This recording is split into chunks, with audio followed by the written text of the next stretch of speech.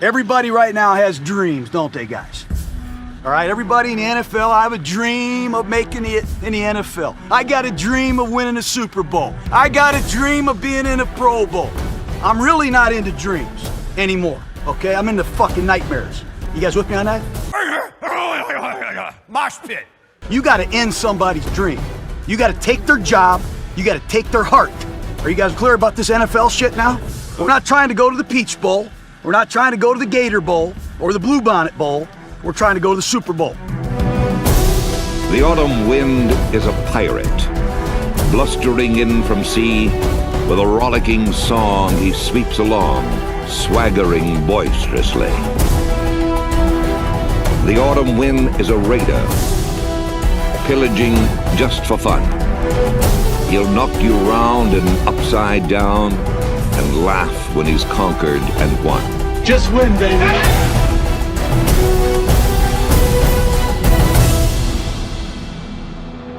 I love it. You know, I sit in my office and I just shake. I get so excited.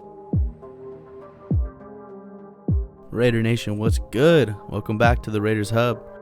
So we've had a lot of news break this week. I kind of wanted to give it some time and let everything settle before I made a video because I was a little bit worked up. We had a lot of things go down that I wasn't too happy about. So I wanted to sit and reflect and really think about things before I went out and made a video. But let's just jump into it. The Raiders released their first depth chart for the year, and Henry Ruggs and Bryan Edwards are the starting receivers. Now, the article says it's an unofficial depth chart, and even if they are the real starters for week 1, we're still going to see a wide receiver by committee, I think. There's going to be a lot of rotation. I would expect Henry Ruggs to have a big role, but I think that number 2 wide receiver spot is going to get rotated in.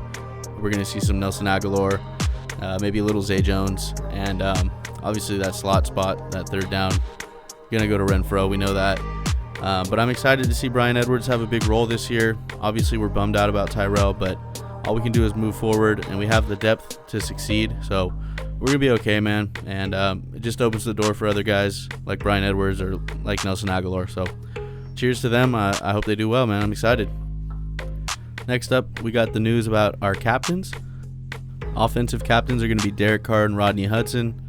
You know, that was obvious. No surprise there. But the defensive captains, man, 2 newbies, Malik Collins and Nick Kwiatkowski. I like it, man. That just says that we did a good job in free agency addressing our defensive needs, and we got some leaders. So that's great to see. And special teams captains are going to be Eric Harris, the brooding grinder himself, and Kyle Wilber.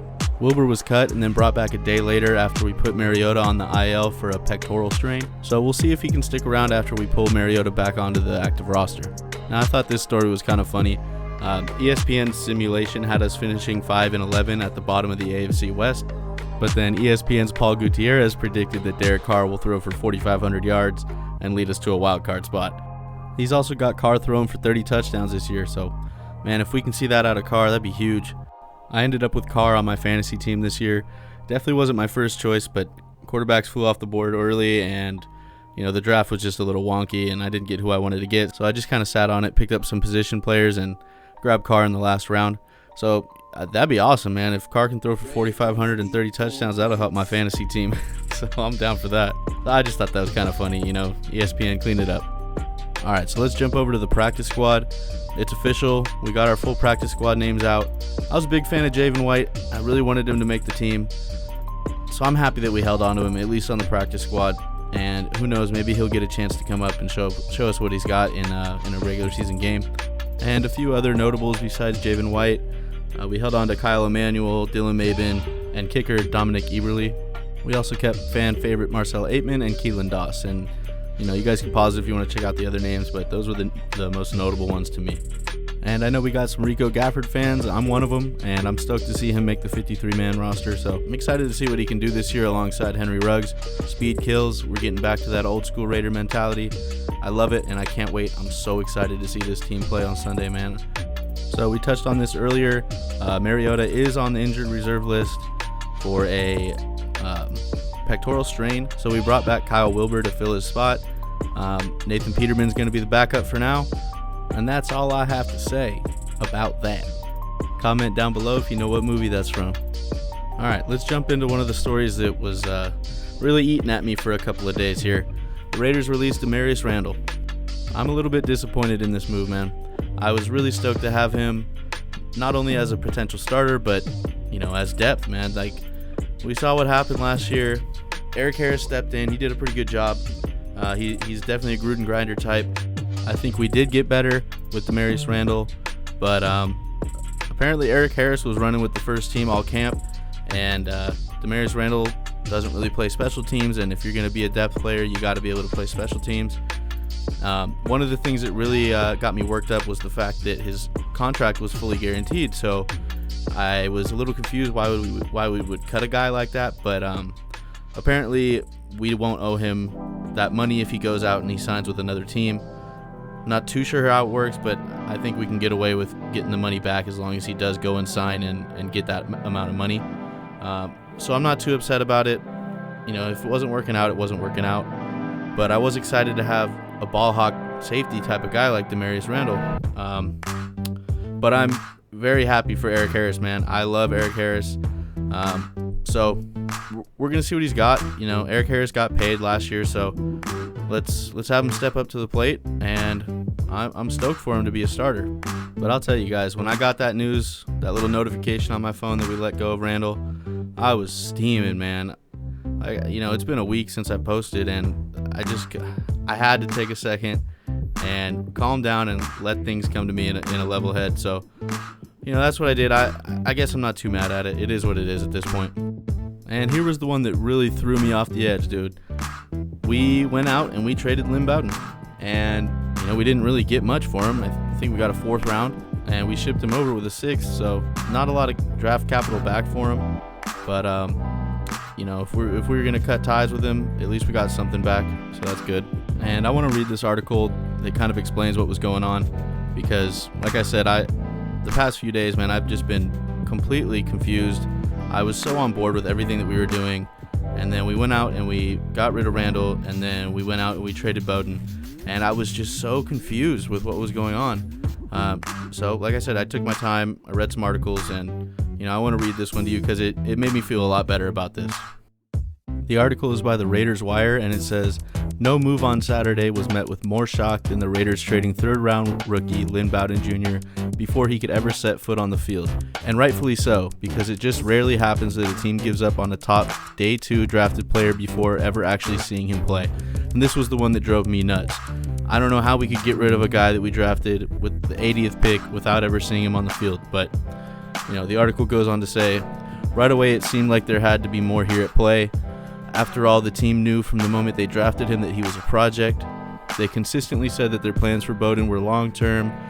They would start him out as a running back with several roles, including as a returner, and eventually he would be a joker receiver. Soon, a report in The Athletic detailed issues the team allegedly had with Bowden's character and off-the-field incidents. This paragraph in particular stood out from the piece. And it reads, "Some at the team facility thought the rookie was more concerned with picking up new cars than the playbook. And on the field, Bowden looked measured and not explosive. On top of a lack of breakaway speed, he was always getting blasted when it was his turn to pass block. There were also some growing concerns that he was getting more and more distracted in Las Vegas, and that he might be an influence on other rookies like Henry Ruggs III and Damon Arnett." And, that's just speculation at this point. We have nothing concrete. But if that's the case, man, good riddance. If he's not playing up to par, and if he's more focused on, the shining lights of Vegas, get him out of here. We don't need him. I'm glad we got some draft capital back. The article goes on to say, this would suggest Bowden was out on the town in Vegas soaking up the high life or something, but Bowden essentially denied that was the case in a tweet, saying, "Don't believe everything you read," as well as that he only left his house twice since arriving in Vegas. And you see the tweet by him right there. All right, continuing with the article. His account of things was seemingly backed up by Raiders general manager Mike Mayock on Sunday. Let me make a couple of points Mayock said of the trade of Bowden. Number 1, it was a football decision only. Character off the field. That kid did nothing, absolutely nothing wrong. We did all our homework on the kid. Off the field, he worked his tail off. He came to work every day. So this was completely a football decision. It had nothing to do with anything else. Quite frankly, I think the position change is a difficult one in any year, but it's exaggerated in a COVID year with no offseason. So you're taking a kid that was a slot receiver in 18, a quarterback in 19, and asking him to play running back in 20. really the only other thing I'm going to say about it is it was my call. He was not able to play today at the level expected, and because of that, we felt like we had to make a move. And again, it's 100% on me. I think with anything like this, there are two sides, and the truth lies somewhere in between. The only thing that really makes sense is that Bowden was traded for mostly on-field reasons, but there's just too much smoke for there not to be some fire in terms of character fit, or at least a worry about future issues because of character. And I totally agree with what whoever wrote this article is saying, because Mayock comes out and he said it's strictly football, but Mayock's playing GM. He's giving you what he needs to give you. He's not always going to give us everything. So I agree. I think if there was some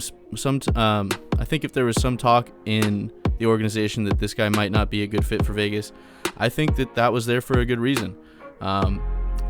And if you're not playing up to par, and there's possible issues around you, you're going to get the axe. And we've seen that Gruden and Mayock are quick to move on from anybody that's not working out.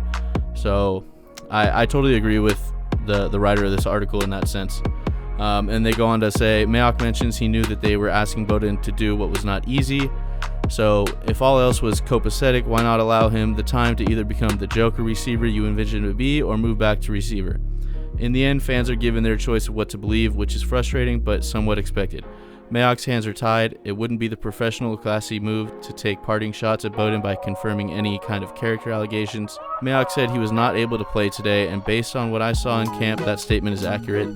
They tried him all over the place and appeared to have found a better option in each case. This is, as Mayock noted, 100% on him. They drafted an athlete and tried to make him into something he was not, and perhaps something about their perception of his character suggested to them that he wasn't worth investing their time to develop him. So they cut bait and took a loss instead of a roster spot. So this person wrote this article. They did a great job. They hit the nail on the head, and I couldn't agree more. That's why I was so confused when we made this move, because he was a third-round pick. We just got him. Why not give him a year to see what's up?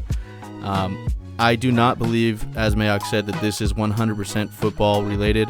I do think that there has to be some kind of underlying issues, maybe a character issue, maybe he can't pick up the playbook. There's no way that you cut loose a third-round pick that you plan to develop and use all over the field unless there's some underlying issues there. So, that's all I can say about that. That's going to do it for the news this week. Let me know what you guys think. Crazy week for news. Let's talk about it in the comments. I do plan to have kind of like a pregame pregame show type thing in the next couple of days for week 1, and I'm debating going live for the game.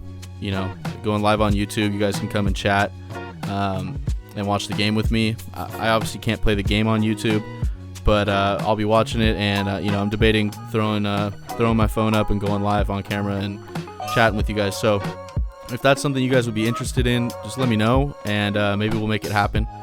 But yeah, that's about it. As always, man, thank you guys so much. I'll catch you next time. Peace out.